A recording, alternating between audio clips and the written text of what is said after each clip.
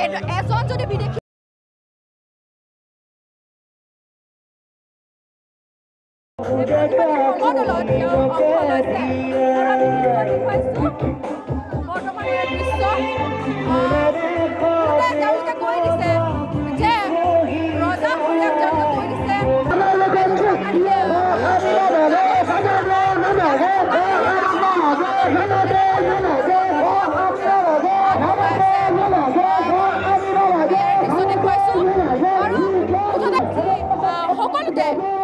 শিল্পী সমাজ বা ছাত্ৰ সন্থা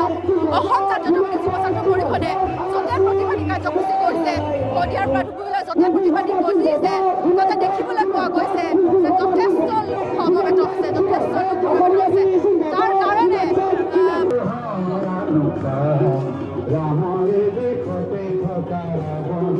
আৰু আমাৰ সকলোৱে খোজকাঢ়ি আছে এনেদৰে